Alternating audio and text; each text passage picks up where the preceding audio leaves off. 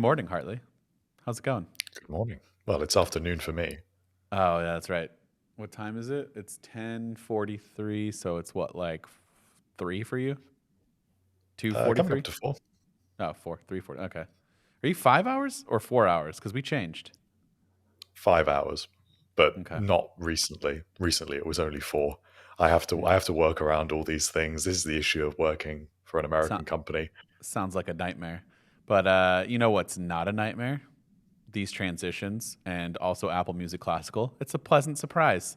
It launched this week. We finally got it. And I don't know. I liked it. It actually made me listen to classical music for a while. What about you? Any thoughts? Do you get it? Did you guys get it? Yeah, I Okay, just it found launched. it weirdly underwhelming Really? Why? um, because I thought that I thought it looked really good. Yeah. That's the first thing I would say. Yeah. It was a really nice design, but I was just a bit confused by the way in which it was enabling me to go through my existing library. It seems to give you a really good experience if you want to explore new classical music. But if you want to just look through and sort of curate your existing library, it basically doesn't let you do that. It lets you see a list of songs, but I can't see a list of albums, and I can only favorite artists. I can only favorite albums. I can't actually add them to a library. And so this whole system was, I found it really confusing and not very helpful because I've got quite a lot of classical music in my library.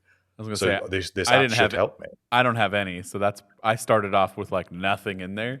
I don't particularly like go out of my way to listen to classical music. I enjoy it, but this app made me do that just well because I was messing around with it, but also like I don't know. I there's something about it being, and I was one of those people who absolutely did not understand why Apple made a separate app, but after using it, I completely understand why. And then Apple actually like commented on it because I think a lot of people were like, "Why do we need a separate app?" So they finally like released a whole support document because there were so many questions behind it. It's also funny if you Google search Apple Music Classical, it's like one of the autofill like auto-populated responses is why do we need a separate app for Apple Music Classical? So they answered that, and I'll just read the short answer, which was classical music is different. It has longer and more detailed titles, multiple artists for each work, and hundreds of recordings of well known pieces. The Apple Music Classical app is designed to support the complex data structure of classical music. And yeah, there's like a bajillion different people who recorded the same song. And there's so many different versions from even the same orchestras or same artists. Of a certain composer. So like it's easy to get completely lost in trying to find something. Um, I don't know. I thought it was nice though. I think it's a nice to have, and it's really nice to see Apple investing in its music apps. I mean, it certainly needs to does that. It certainly needs to do that with the main Apple Music app. And I was actually pleasantly surprised by iOS 16.4, which also released this week, which brought some nice improvements to the main music app. Just sort of things like when you add a song to Up Next, it now doesn't take up the entire screen to let you know that it's doing that. It's now a smaller pop up. Podcast playlist navigation, which I've complained to you about before. Yeah. They haven't actually improved your system of nesting folders and navigation, but what they have done is they've made the artwork smaller, which makes you able to see a lot more on the display at any given time. So overall, I think it's a nice push in that direction. But I am just a little bit confused about Apple Classical. But I'm not confused for the reasons you just said. I understand why the app is needed. I suppose I just don't understand why it's not on the iPad, why it's not on the Well, Mac, yeah. and why it's not why it doesn't play with your existing library very well. I feel like the Mac app maybe would be a little bit later, but I also wouldn't be very surprised if both the iPad and the Mac app just come with iPad OS 17 and Mac OS 14. I don't know why. It just feels very Apple of them to like, okay, we need a little bit more time, but we'll announce it at WWDC and be like, oh, but it is coming. We just launched it. It's great. People love it. But it'll be there. Don't worry. And then it'll be one of those features where if they're still not ready for it, it'll just like come eventually. You know how they do that? There's like a handful of features that like get announced with the latest, but it doesn't come out until way later, which I still don't understand. Like an iPad app could not possibly be that much different than the Well, they should be iPhone built app. on the same Yeah, fundamental framework. and even the And same thing with Apple likes to macOS. Yes, well, Apple likes to say every WWDC, and especially with the push that we've had in recent years with Catalyst apps and pushing development across platforms, it's bizarre for Apple to release a music app singularly for the iPhone when all of these features that you're touting, like spatial audio, like this custom artwork, there is no reason why that shouldn't be on the iPad. If anything, it should be. The iPad is a really good experience in terms of discovering new music, and you can see that custom-made artwork that they've had made on just a larger display. So it's really odd to me. There's something about it that I do find strange. I don't. It's not the fact that they've done it. I just don't understand the execution of it. And even then, I sort of wonder about having an entirely separate app.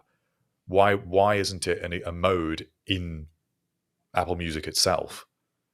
I feel like that would be a lot harder than just making an entirely different app. I don't know. I wonder if they there's worry about it getting lost with the other music. Like then you'd have to have two entirely different search engines in one app, because that was kind of the whole deal, was like trying to find songs and all of the data that's with it and all of the different recordings and the different artists and orchestras and all of that do the same song. I feel like searching for that in the search tab mixed in with Apple Music would be a complete nightmare.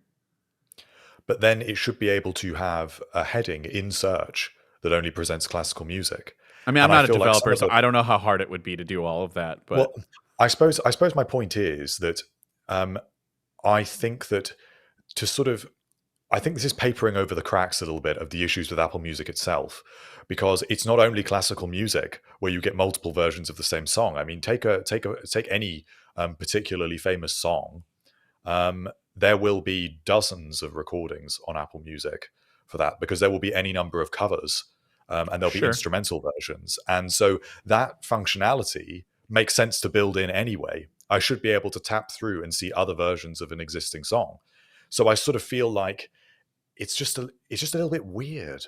The whole Yeah. strategy with it is a bit odd, and I'm really pleased that they're doing it, because I really love to see Apple Music being built upon, and I'm so invested in Apple Music at this point. I just want the whole thing to be better, and I will use Apple Classical, if only for discovery, because I don't particularly like how it's playing with my library at the moment. But I just think that main Apple Music app needs to be better. I don't want them to spend the time developing a whole separate Apple Classical app for the Mac. They need to just make a better Mac app. Hey guys, just wanted to take a quick minute to tell you that this episode of the MacRumors Show is sponsored by BetterHelp. You know, getting to know yourself, like truly getting to know who you are as a person on the inside, can really be a lifelong process, especially since we are all hopefully growing and changing as people over time.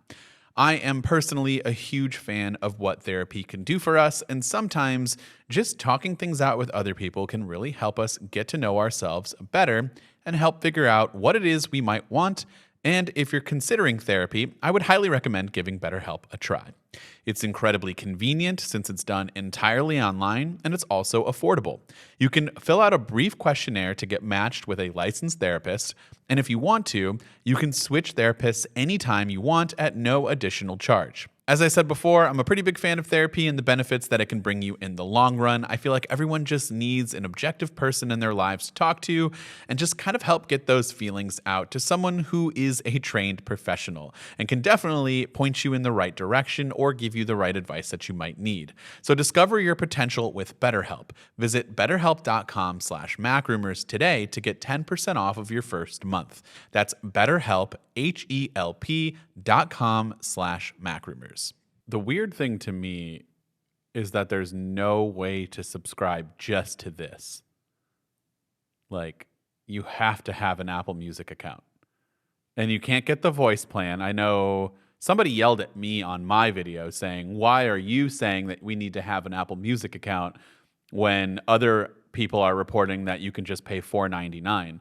And I'm like, wait, what? And then I looked into it a little bit more, and I'm thinking that other people might have gotten confused saying like, oh, you could just pay $4.99. That's an Apple Music account with the Siri voice one. and that should give you Apple Music, or Apple Music Classical, but that's just not true. You literally need to have a individual, family, or student account. And I mean, like, I understand. I would never do, like, if it was $5 for Apple Music Classical, but $9.99 for both. Like, why wouldn't you just pay the extra $4 and get? Even if you only like classical music, are you telling me that there's never a world where you'll listen to any other song that's available on Apple Music? I guess then it makes sense for you, but like most people will probably listen to classical music and then also want to be able to listen to other things. And so it just makes sense to get both. But like the fact that they didn't even offer, super hardcore fans the ability to just pay a couple of bucks, here and there for Apple Music Classical is a little weird to me. Well, I think that's where the mask slips a little bit, because I think that kind of proves that you can't get a complete experience with the Apple Music Classical app. Because take things like radio stations, or even your personal radio station, they are not present in Apple Classical. True. Which seems like a really strange, arbitrary decision. Because if all you listen to is classical music, why can I not listen? Why can I not listen to Apple Music's own classical playlists and classical radio stations? Yeah, I mean, there's a bunch of playlists that they like curate. But I mean, yeah, why they didn't have like the radio feature built in, but specifically for classical music, I don't know. I feel like it's lyrics either, but yet some classical music obviously does have lyrics. So if you want to have the lyrics in real-time lyrics, you have to go to the main app. How many of those have, like opera? Sure. Are they lumping that in? I guess in my mind, I don't really lump that in. Opera and classical music. I mean, like they're very similar in like the style, but to me, in my brain, I just like distinguish that as two choral different music. Things. It's there's an enormous amount of classical music that is choral, and you should be able to see the words of the choir. If I go on normal Apple Music, I can tap lyrics and I get those real-time lyrics. I mean, not that I'm going to be singing along to it, but it's you. Sometimes you want to see the lyrics. You want to understand what's being said. I'll pay you if you sing that on the next episode for us. I'll find you an arrangement. There's enough money in the world. Disappointing.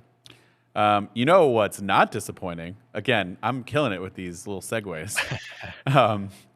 Remember how sad I was about iOS 17? And thinking, and you were this is like a switch now. You must be disappointed because Apple's probably going to focus on bug fixes and this isn't going to be like a really large update. Don't expect a bunch of new features. Well, Apple just did a complete flip, allegedly. According to Mark Gurman, iOS 17 is now considered possibly a larger update than we thought, more significant, I believe were the exact words, and it's going to provide several of the most requested features, which is funny because if you look up this article or any tweet or anything that talks about this, the most requested feature from everyone commenting were bug fixes. So, maybe that's part of it. Maybe that is the most requested, and then a couple of other things. Are you disappointed, or maybe you're are you kind of excited? Because I'm excited. Because bug fixes are boring. Well, I'm always excited to see what's new. Sure. And there will inevitably be bug fixes. I think they know that they can't let it be quite as buggy as iOS 16 has been. It's just a question of what. Mark Gurman was very quiet about exactly. Oh, yeah, he gave us no info on that whatsoever, which is not his fault, but it is kind of disappointing when you get the headline of there's going to be so many requested features, but what requested features? I have no idea what you're talking about. I mean, my requested features might be quite different to your requested features. So I honestly don't know. Shameless plug, but literally right when you logged on here, Hartley, I just pushed publish on a video surrounding this exact topic. And I did add in a few. You should definitely go back and check out our last episode with our wish list because we did, I thought we did a decent job going through some things. And I went through a couple of the ones that I would like to see. So those were just quickly, if I can remember, split screen, the multitasking, however you want to talk about, describe that. So, and it's funny, in the video I used a clip from Samsung's Note 3, which I believe was my first ever Samsung device back in 2012. and there was split screen, like dual apps. That's so long ago, and it looked and performed amazing in the video. And I'm just like, how do we not have this on giant 6.7-inch iPhone 14 Pro Maxes or the 15 Ultra or whatever they call it? So that was one. Universal notifications, and God, I can't remember the first thing I said. Oh, interactive widgets. So those are my three. So if you had to pick three briefly, your top three, what would those be? Oh no. I would say for me it would be spotlight improvements. I would say universal notifications, and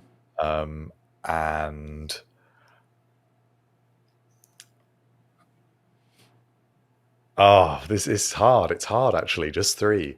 Pick like I'm gonna. a superficial like design element feature, like along the lines of like lock screen. You know, we got to be able to cut. Like what would be like something visually that you'd like changed? Well, I suppose just app navigation and Okay. just the app library. I think that also needs Oh, work. I think we should get an app library in the dock, right? Yeah, Like that would that's be where it should amazing. be. Yeah, just like the But also, iPad. it's just when I try and explain the app library to someone that doesn't really understand it or use it, they don't understand why nothing is labeled. They don't understand that to open the folder, you press the four little icons. I think it's. Oh, we I mean, I don't. like it. I like it, but it needs to be better. The folder nesting inside of app library is the most frustrating thing in the world.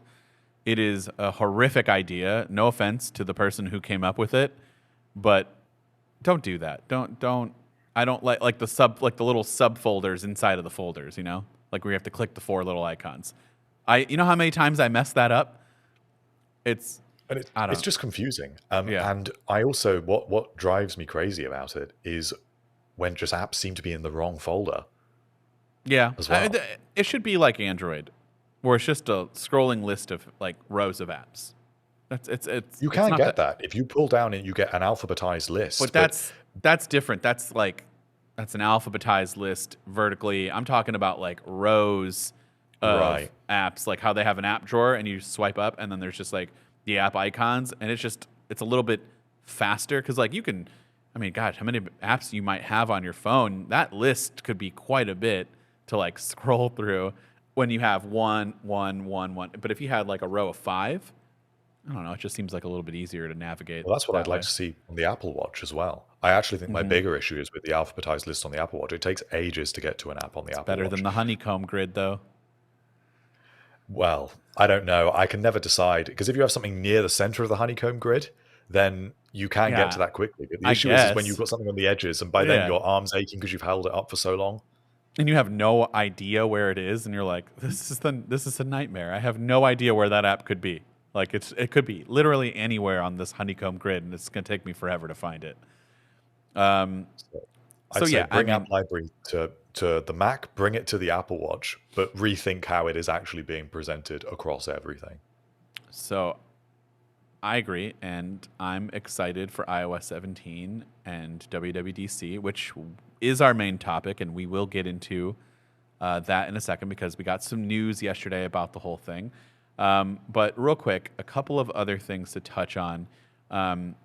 The Apple Watch blood glucose monitoring being 3 to 7 years away still is a bummer, but that's what Gurman also said over the last week or so.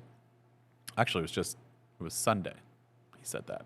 Yeah. His Power On every Sunday. He just drops a bunch of info.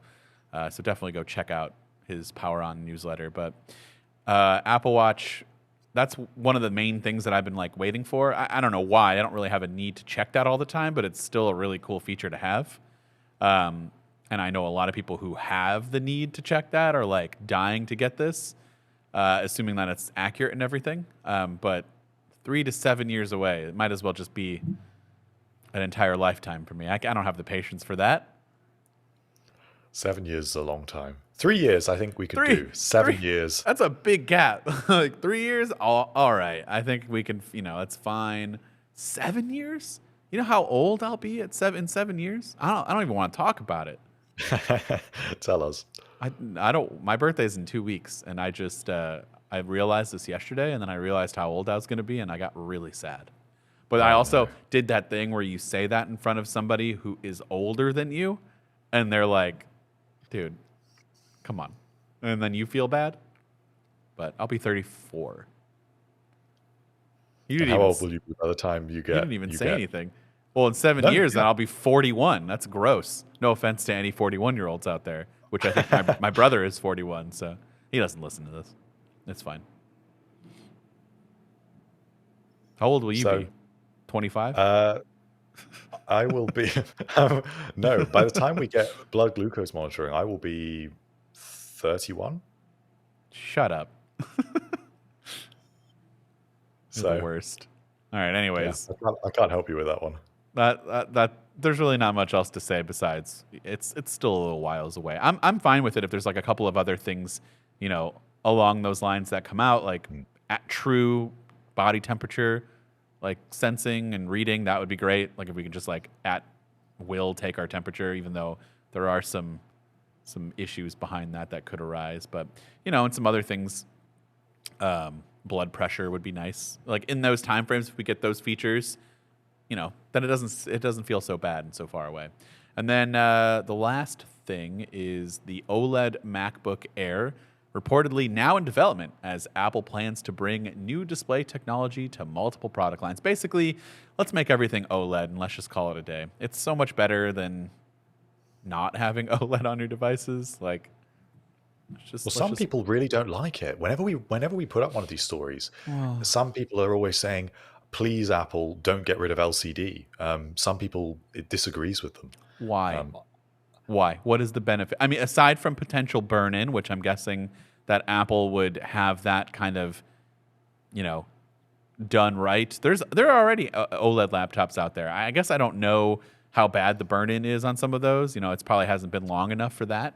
But you need to be a little careful. You can't just like turn off all of your display management features and have an image just on the whole time, but for hours on end. But and then what, brightness? Have you seen those Samsung OLEDs? Those things are incredibly bright. So I feel like if they get the right supplier and manufacturer of those displays, it should be fine. Like what are the benefits of LCD over OLED? well, I can never quite fully understand this, but I think it's partially a health concern. I don't know if it disagrees with Oh, some people's vision. I don't know if the contrast of it, or it has flicker or something that some people can detect in it. I well, should now I probably look feel more into bad that. because I'm just like, get better eyes, man. Like, what's wrong with you? I did. I feel very uneducated in that because I did not know that there was a way that like No, well, OLED and I don't LCD fully could mess with understand your. it. Yeah. Well, my But that's apologies to that's you. apparently what some people complain about with it. But Apple's obviously confident enough that they want to get everything over to OLED. Well, And what part of this report was saying was that they are going to be enlisting multiple suppliers to do this because that's how big the transition is going to be. They wanted to just use LG, yeah, you which can't. makes some great OLED displays. Sure. But because LG just can't make enough of them for No. both of the iPad Pro models as well as MacBooks, Apple's now enlisting Samsung as well. Which is the So right move. Samsung. I yeah, mean, LG makes incredible OLED TVs. I have a couple of them. They are amazing. But Samsung is also just so good with their display technology, just so good. And it's kind of annoying because they like, I don't know what they do for their own phones. We've talked about this, but like even their own OLED devices just in a phone looks incredible compared to like they're almost the same display that you're getting on your iPhone, but they do something differently. Maybe they save the better components for themselves. Maybe they're tuning it differently, but it just looks. I don't know. To me, it looks a lot better on a Samsung Galaxy S23 Ultra compared to like the iPhone 14 Pro Max. But that's just me. Some people will well, disagree. that's why we've got to wait. Really, even OLED is really an interim in the transition before we get to micro LED, which is Apple's chosen next generation technology that they've been working on for about 10 years at this point. I feel like it's going to be a while. Not even a lot of the other brands have I mean, there are like Samsung definitely has micro LED TVs. I saw those at CES. Well, they're not really TVs. They're just like panels, a bunch of panels that they just put into one. But is that micro OLED or micro LED? Oh, that's right. I got those confused. Yeah, I always get these confused all the time as yeah, well. no, you're right. That's micro LED. I don't think I have seen any micro OLED stuff yet. I don't think we're there yet.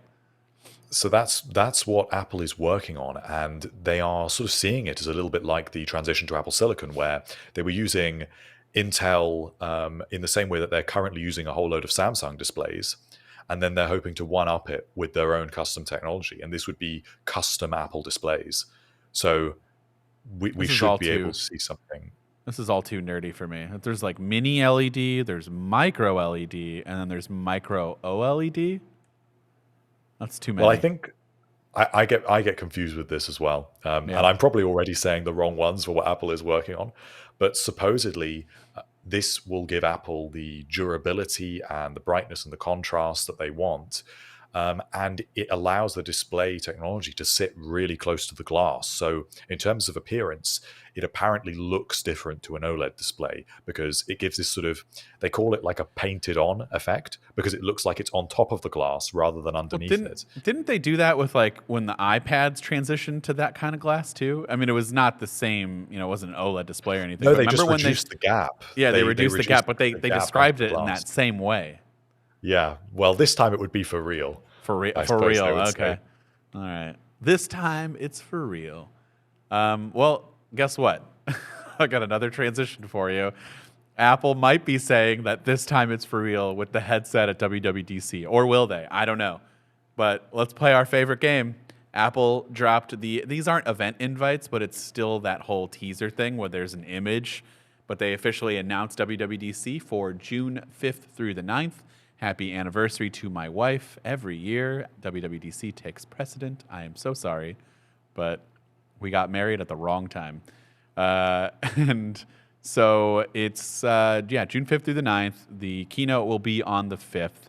And they released an image with it that is, kind of up for debate. You want to describe it? So it's almost like a rainbow. It's a series of lines that are curved, almost like a sunset over a horizon. Yeah. Several bands of these lines. Just looks like multiple rainbows on top of each other. Yeah. And it's a black background. So there's a lot of ways you could look into it. It looks almost like a lens, maybe, with the way that the colors are reflecting. It looks a little bit like a silhouette of a headset at the bottom. That's what it looks like to me. Or it means nothing at all, which sometimes it does. Should we call Sam up real quick? Because he'll just yell at me. I think this one probably does mean something. I'm inclined to believe it does at this point. I agree. But also, it could just be nothing. Because, Could be. Here, I thought it was a bit generic. If this is the headset reveal, this is a weak invite for a headset reveal. Well, so it's still technically not the invite, correct? Because they'll send out that hasn't nobody from media or anything has been invited to the official keynote. It will be in this style. It will be in this artwork.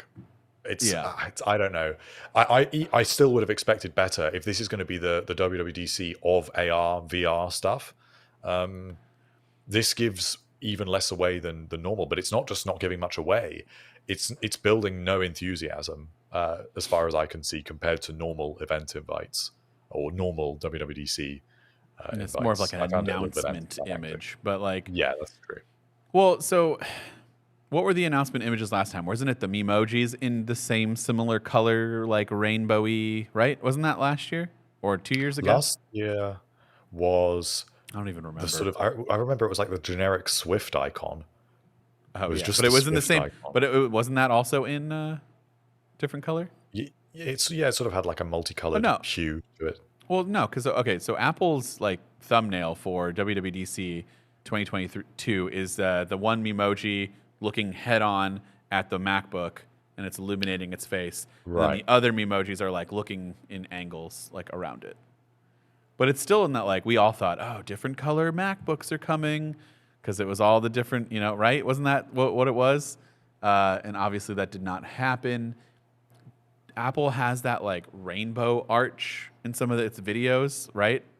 like in the park or in the campus.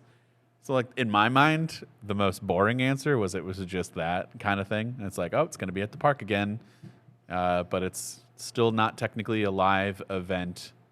And my guess, it's not live, right? It looks like they said watch the video. Yeah, they're referring to a video again, which I think Yeah, is a shame. it really is. I, They need to get back to it. I mean, I'm not trying to like downplay COVID. It's still very much out there, but I think nowadays it's kind of like, all right, like we can get back into in-person events. Many people have done it. Samsung just did it, full in person. CES remarkably went through totally fine. So I mean, I think it's time to start bringing it back, and they're just more fun. And we've also talked about the selfish reasons of they just go way too fast with these videos. That but I think they just have less. They feel to me inauthentic. That's the way I would put it. They're too polished. Mhm. And I really appreciated the old style of keynote where, in order to sell you this device, they just have a guy speaking, whether it's Steve Jobs, whether it's Phil Schiller, they're just telling you. They've not got that many sort of fancy graphics or sweeping videos or What you didn't um, like Craig coming up from the from the ground or it going was down? I fun. don't Like remember. it Nah, was that fun while stuff's it started, but it's just like it's I'm over cheesy. it now. I'm Yeah. over it now. I want to just go back to the more sort of sophisticated way that Phil Schiller could just tell me why I wanted to buy this new iPhone and just I'll describe it to me with words. I will say that it's far more like there's it's boring in a different way at times. Like when they do the MacBook ones and they're talking about the M2 chip and that guy's just going on about different stats that you really don't care about. That gets kind of boring. But like there's so much information, there's so much happening, and there's no dead space of like, oh no, the demo's not working. Give us a minute. That like it's just it's hard to be bored for longer periods of time. But I don't know. I definitely miss They the old. weirdly sort of desensitize you. I know what you're saying. It's like Yeah, there is something about them that feels a bit exhausting yeah. because they're so fast moving, and it's also because I feel like I'm being sold to a lot more than with a normal event. I really feel like when they're telling me about the M2 chip, and this is now the fifth time they have tried to sell me the M2 chip, they really have decided that that's just what they're doing at this segment. Whereas I don't think they would have got away with that at Yeah. an in-person event because there would have been groans. You could not be sitting through that talking about performance, charts and stuff like that at a live in-person event. It just wouldn't happen. Well, you could if it was the first time you'd heard it, but Sure. sometimes it's just too much. So I don't want to be too down on it because I know that people really love these sort of the more cinematic way that I these mean, pre-recorded events are presented. they look amazing. They're really well done. No one's knocking that. I don't know. I'm just being an old person where I just miss what it was. It's not the I same. miss it. I know I miss it too. I miss it too. I'm less excited for them watching them like this. I And don't it's know. My just excitement still gets up there. I feel like what it is, they feel more artificial and more corporate and more sanitized. And in doing that, they've kind of lost some of the magic that they had with the events years ago, because there was a sense of magic with them. There was a sense of what are they going to reveal? Genuine audience reaction, a genuine element of uncertainty about things that could go wrong. What are they going to say? And they can keep it under wraps a lot better as well, because ultimately it's literally just a keynote presentation with some pre-recorded videos. It's not got the same production value, and they're not relying on the gimmicks. It's just spoken word. It's just someone telling you the features. And so to have that be engaging, they have to be so much more selective with the language. They can't rely on, we know we've got your attention for an hour and a half. They have to really exercise their marketing chops with it. I also thought like they were making such a big deal out of this headset, and maybe it's rightfully so, but like, man, we've been talking about it for forever, and it's like we've been hyping it up too because it's a new product and all that. And wasn't there many reports about like Apple wants to show this in a room full of people, so like this is why it's not ready, which is probably not true. It just isn't ready in general. But like, I don't know, this seems kind of anticlimactic to do it on video in front of nobody. I mean, there's going to be some people there if they do it like they did last year, but I still feel like it's not going to have the same effect. But I could be wrong. Have you seen the latest report that we had earlier today? It was quite early this morning. No, I missed So it. I don't know Fill me in. if you have. So yeah, this was a big one. So this was Apple analyst Ming-Chi Kuo, who is he's got a great track record. He gives us a lot of the insights that we have into Apple's world, and he said that it might not be coming at WWDC. Oh boy. Well, that And just his changes everything. Yeah. And he explains that the reason for this is because Apple has pushed back mass production by 2 months. So it's not going to hit mass production until late in the third quarter, which is, what is that, But September? yeah, but then I don't know. Did we at all think that this was going to be like they announced it and pre-orders went on sale and then we got them the next No, month? we didn't. But he's saying that the fact that they have pushed it means it's now in question whether it's still coming at this event. And he also talks about some of the concerns that Apple has. Well, that And was this what is we now were the going to get second into. report. Yeah, so this is now this is the second report, and if it means it's not just the New York Times that's saying this now. Now this is Kuo, who is someone who is much more in the sort of sphere of what Apple is doing, and so when he's now saying that as well, and he's talking about a delay, I'm a lot more inclined to believe it, which is maybe Yes. why the headset sort of maybe it isn't in the invite. Maybe this is why this explains it potentially. Well, if that was the case, they shouldn't have created a announcement image that like could look like two different things related to a headset though. They really didn't help themselves. But whatever they did, people would have said it was a headset.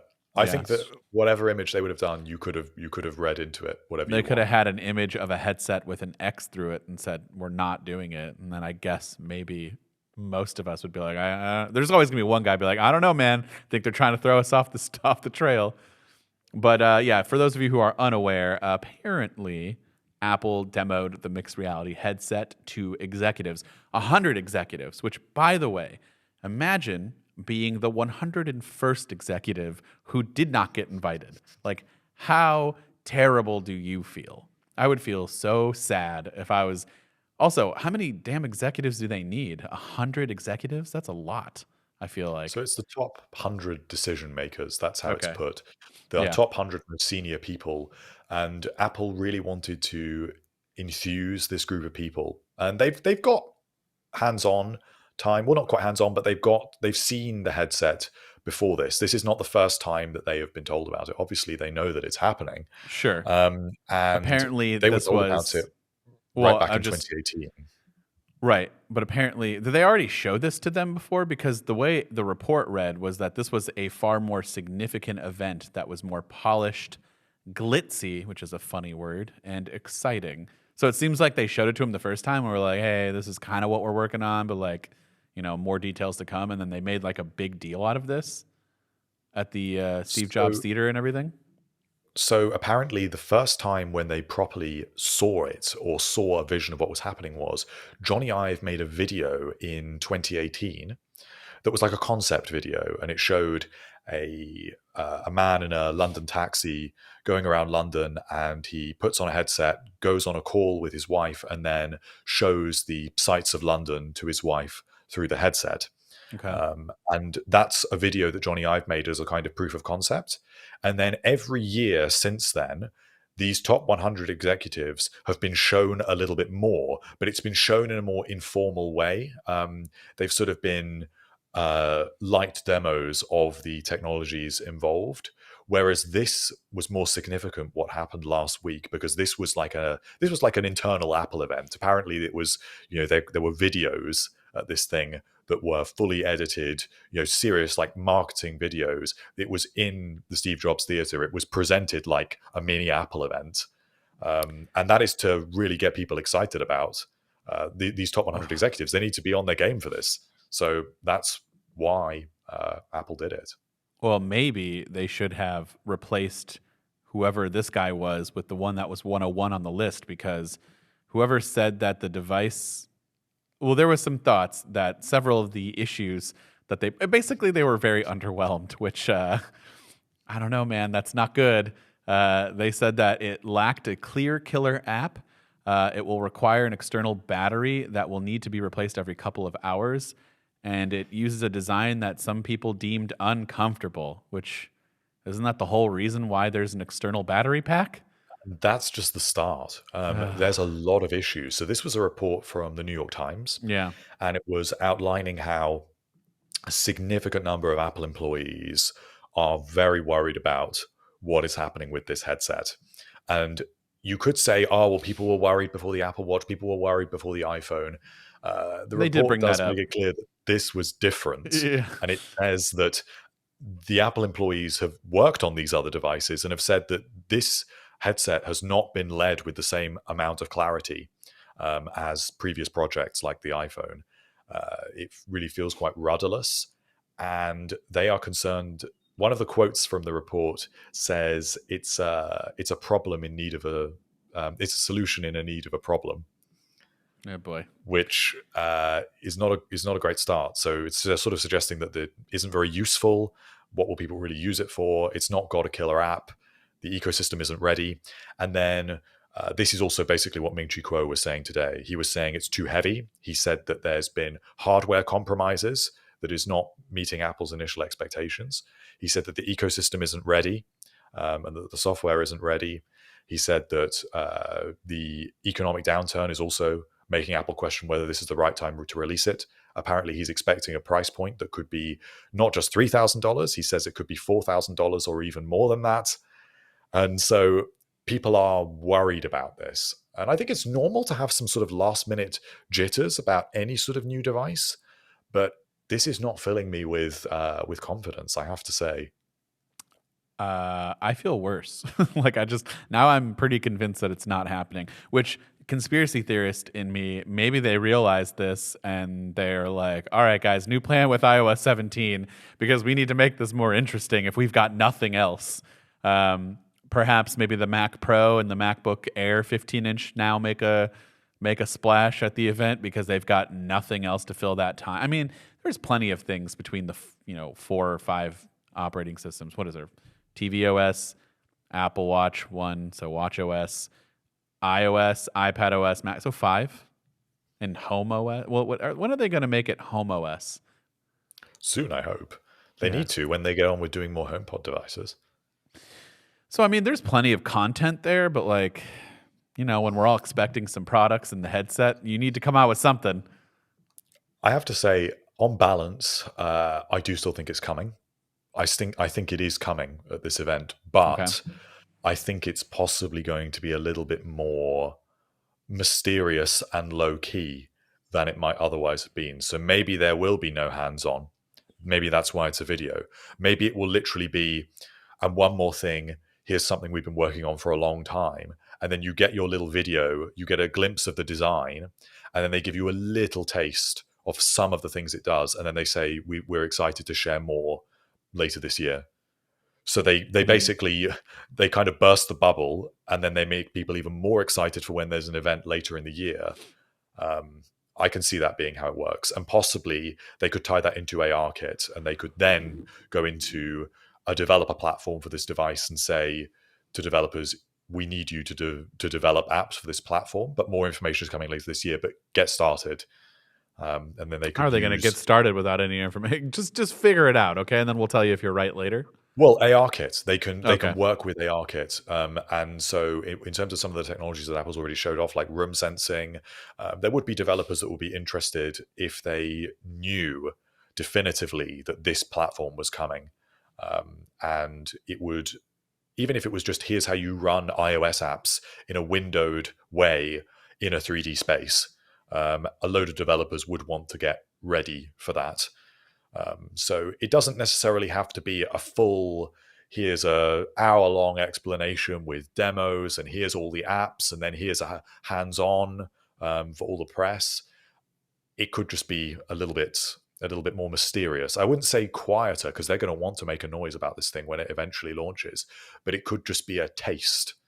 That's Yeah, kind of how I see it now. I could see that.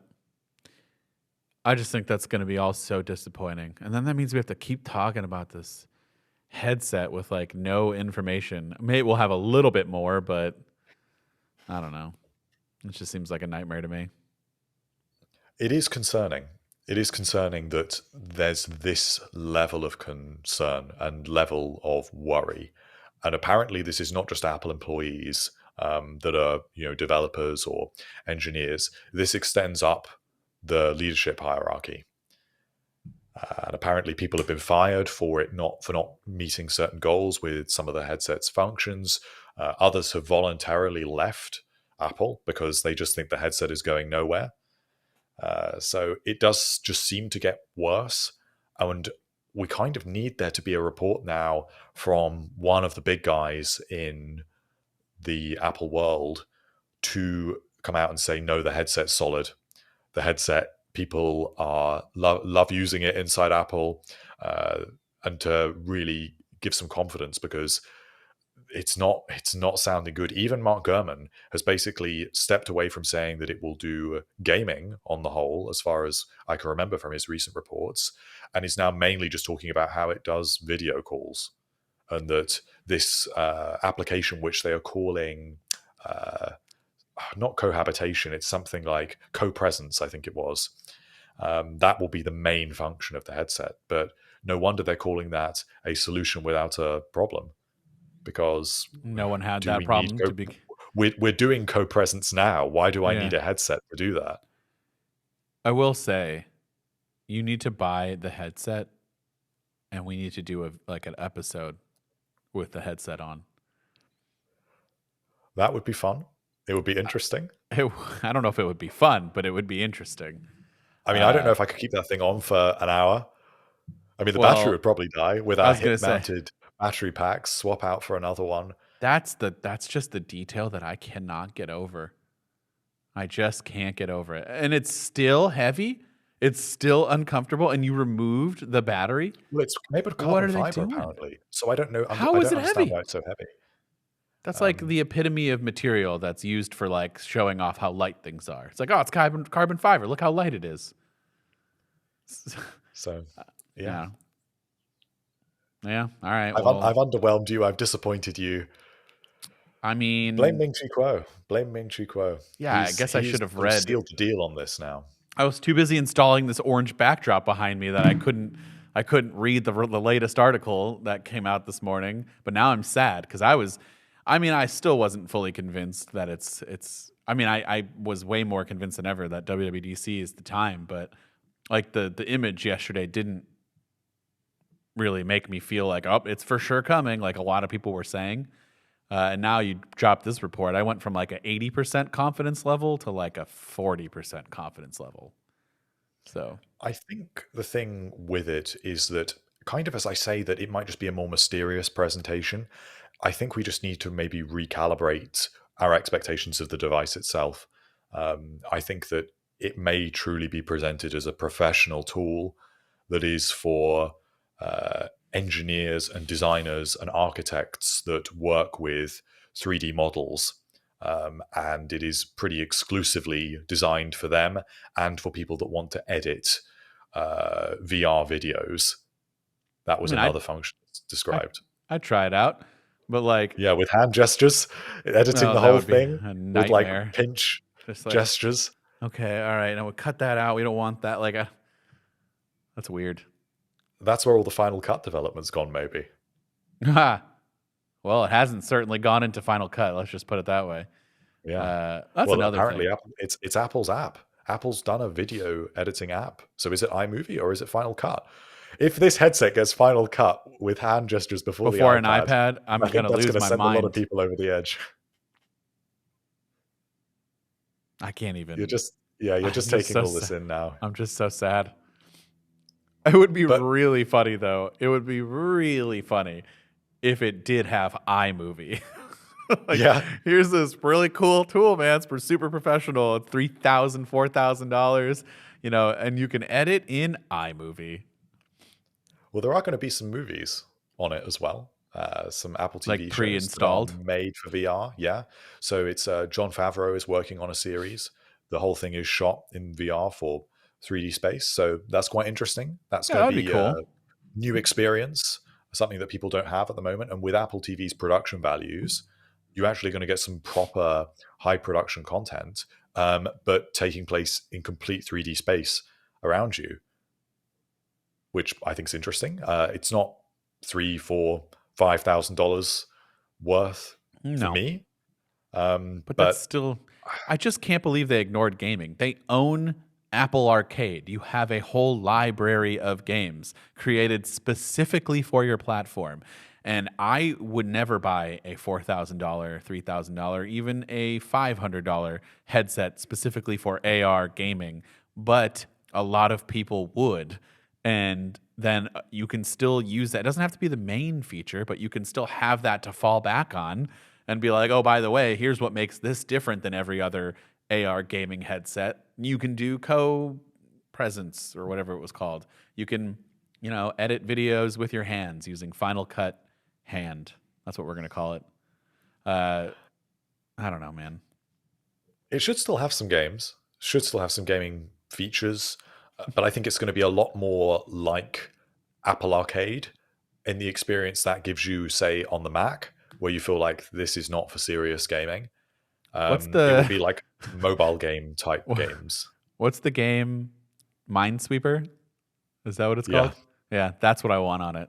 yeah. That's Yeah. that's what I think you're going to get. You're going to get a lot of Hell these yeah. sort of In mobile game type solitaire. experiences because there's no controller. That's the killer. There's no controller.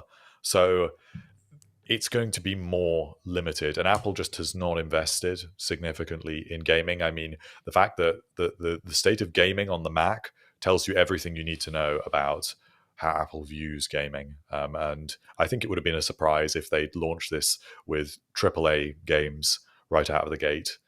Um, Man, so, just a quick side topic. Not even a topic. We don't have to talk about this. It's just a comment. If Apple was to get into gaming, I mean, they would they could potentially just end a lot of Windows manufacturers, Windows PC like just think about being able to game on a Mac Studio with the amount of power that's in there, and if it could run somehow AAA titles uh, to its fullest potential, and you have a great potential, editing. So I know there's going to be a lot of people in there that, well, I don't know how many people listen to this and own gaming PCs or primarily PC users, but like there's still going to be people with preferences. I get that, but I feel like a lot of people would buy a Mac and have a Mac only if they could game, like I proper agree. gaming. And I just don't And it's understand not why a they don't do it. hardware issue anymore. No. I mean, when we had the, I don't know, like the 2016 MacBook Pro that doubled as a space heater Hmm. with its Intel It's a processor, rocket then I ship. understand why we were talking about it as a hardware issue. But now it's just an ecosystem issue. Apple just needs to build a platform. Like they've got Apple Arcade, but they need to support AAA developers in not just porting over their games, but get some exclusives. You do it for Apple TV. It could not possibly be that hard. I I mean, just don't think they care. They just don't care. why? It's not like gaming is I mean, I'd argue that gaming is probably right up there in the amount of revenue generated, maybe more. Def, I don't know. I'm just kind of saying things without really knowing the data behind it. But like think about how much money people continue to spend on a game. How much money do people spend on a movie? Or you're Yeah. paying for your platform monthly. I mean, I guess you're just constantly getting that revenue as opposed to like having to create something and then drop it. But like, I don't know. When I was playing Call of Duty every single day, sadly, for the last 2 years, and was like buying things I spent a lot of money, and that's just one game. Imagine the people out there who are playing a bunch of those games where they're downloading and making those microtransactions. Like, I feel like there's got to be a lot more revenue there than some of the shows that they're producing. And Apple's spending an eye-watering amount of money on Apple TV at this point. Last week, it was reported that Apple is now upping their spend just on movies, not TV shows, movies, to $1 billion a year. And they are also putting movies in theaters with distributors, which means they're working with third parties, That's yeah. which is, that is an example of they are having to work with other companies to handle the marketing and the distribution. So why can they not work with game studios in the same way? They don't need to spend $1 billion to No. do that. I'm sure those game studios would very much welcome them into the conversation too. That's a lot of devices and users and people on your games. So I don't know, man. I just think there's a lot to be wasted there. And by the way, I'm not saying Apple TV should stop, because it is a great platform in terms of some of the shows that have been out there. I mean, I found a lot of good shows on that compared to some other ones. So, and for how young the platform is, the service, there's been so many good shows. But maybe one day we should end the. Do you watch a lot of TV or no? Well, I don't really, but it's a bit of a confession. I don't know if I should say it on the podcast, but Oh no. Do you not own a TV? Actually, no, but I do, but I have not watched any Apple TV Plus. What? All right, we had a bonus. By the way, if you're no longer interested in any of this, you could just the podcast's over. We had a bonus topic, but this is way more interesting to me, and so I would like to talk about this. You haven't watched any of the series on Apple TV Plus. No, not one. You haven't watched Severance yet. No, What I is haven't watched wrong one with you, episode. sir?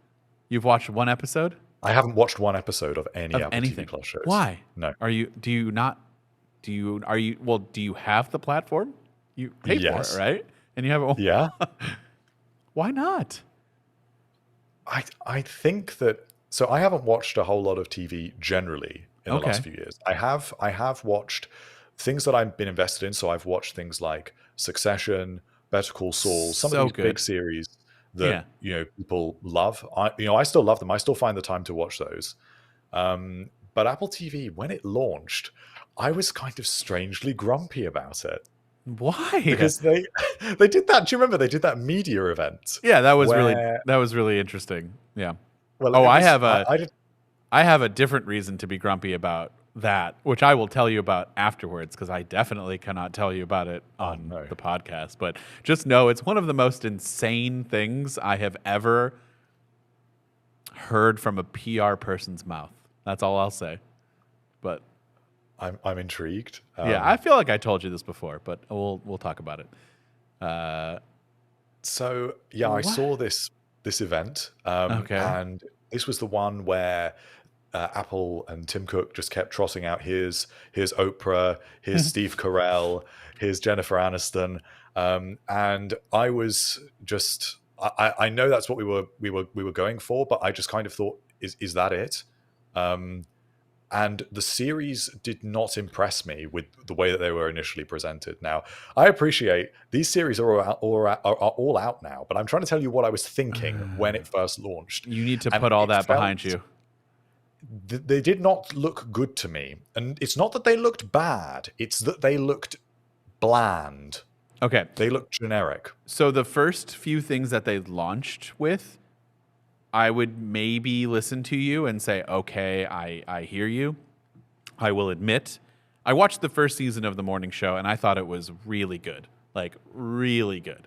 I started the second season, and for some reason my interest level, like, I still like the show, and the cast of characters are all incredible, but I don't know, I haven't finished it yet, and so I don't know. My not a good interest sign. level, sometimes I do this.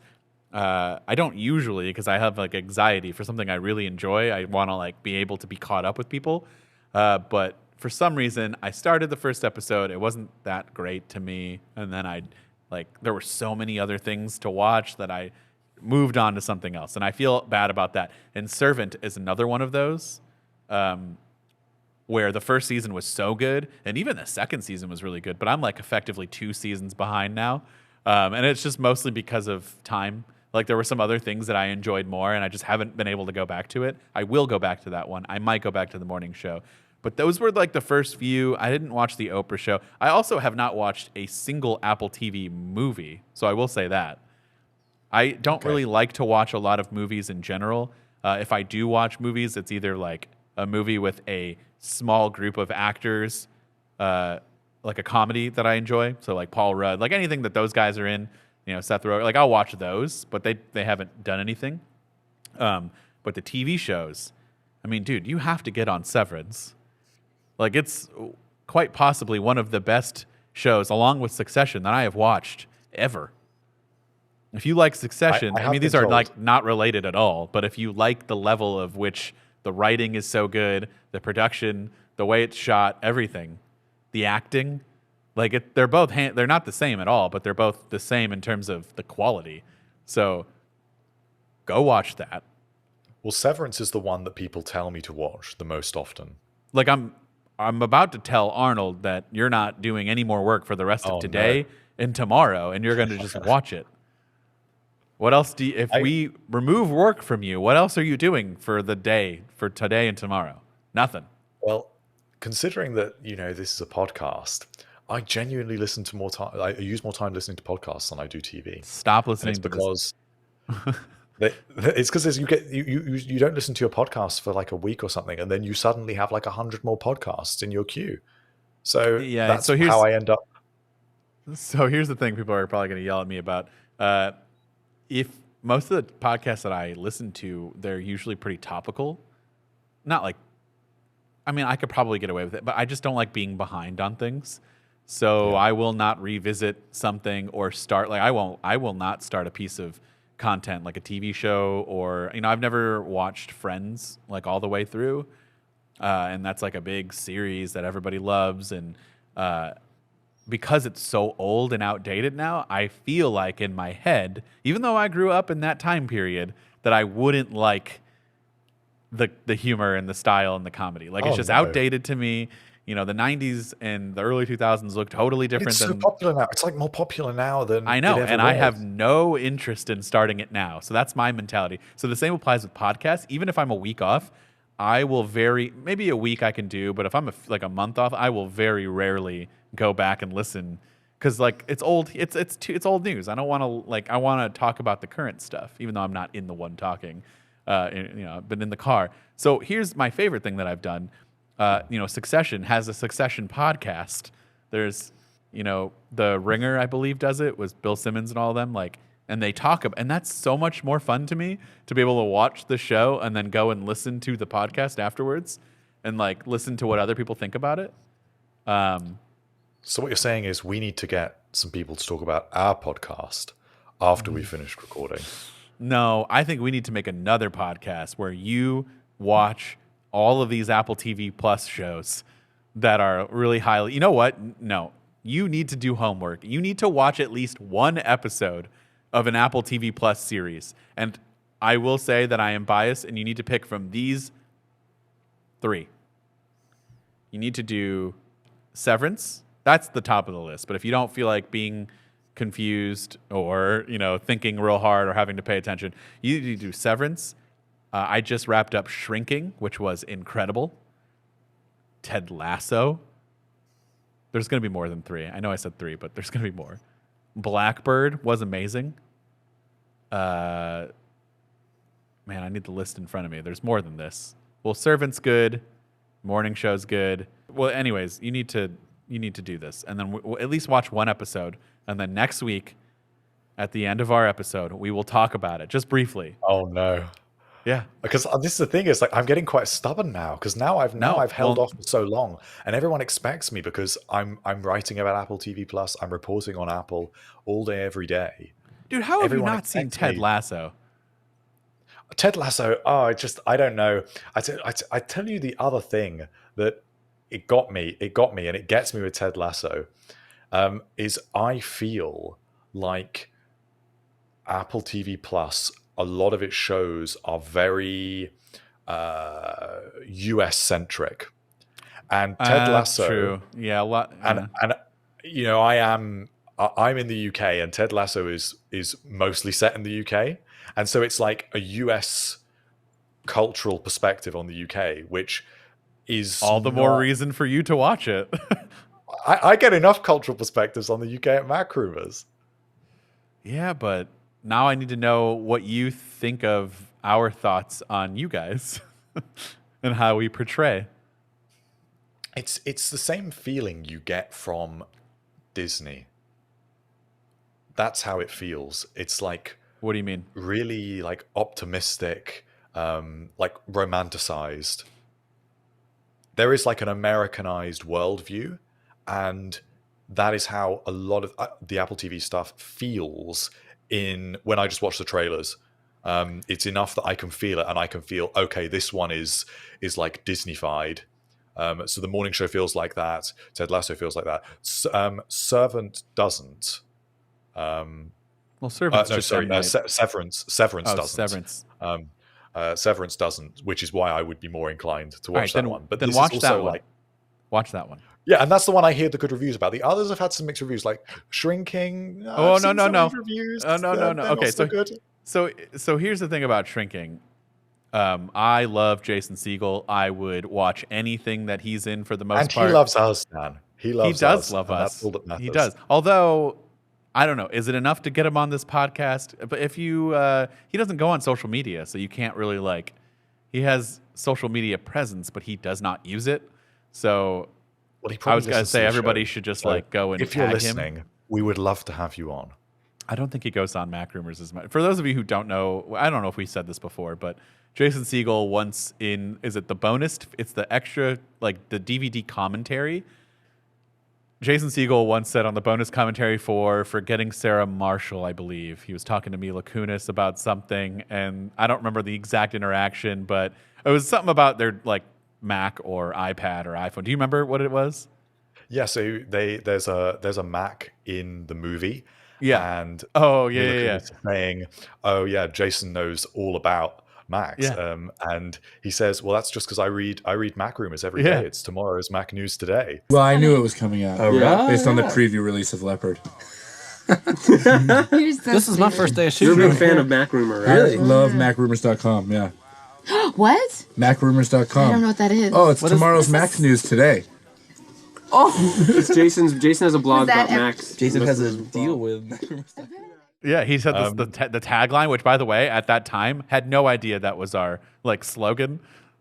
Was that still? Do we still use that as a tagline? I don't even know. But I will correct you on one thing about this story, Dan, which is it's not a fleeting mention. He has mentioned MacRumors like 2 or 3 times. That's Really? how much he loves us. Yeah. I've only When he's- I've only known of the one. He was promoting a book like 5 years ago. It wasn't that long ago. Dude. And he talked about his love for technology and how he just reads MacRumors every day. Then come And so- on the podcast. Exactly. Exactly. The chance of him listening to this is quite high. I don't think it's quite high, but I think he doesn't strike me as a I have time to listen to podcast type. But If he goes on MacRumors every day, that's true. and he loves Do you us enough really to think bring he us goes up on 3 every day times- still? yeah, because this interview was from not that long ago. All right. All right. Well, then we should post a story that says, "Dear Jason Segel, please come on the MacRumors podcast." And I'm not even saying that I like. Even before I knew that I was such a big fan. Like those are my favorite like actor comedians, or actors that are in primarily comedies. So like Jason Segel, Jonah Hill, Seth Rogen, like all of those guys, Paul Rudd, like they're all amazing. I'll watch anything that they're in. And I don't care if everybody thinks the movie's bad. Chances are I am so biased towards them that I will like it. But like, I think Shrinking is still really good, even if you don't like them. But there's just so many things. So that's your homework. I'll give you what realistically, how much time, and you're put on blast now. So for those 5 people that are still listening to this at the end here, I want you to hold Hartley accountable. I want you to go to Twitter now and tell him that he needs to watch 1 episode of Severance by. When is this feasible for you? It's an hour long. Give me like a year, maybe. A And I'll year. get around to it. Dude, if you're not done in the next 2 weeks, I'm going to be upset. Well, I will put it in my up next, and I will get to it. All right, I'm going to end this podcast because we've gone way too long about stuff that people don't care about, or maybe they do. But yeah, we'll catch you guys in the next one.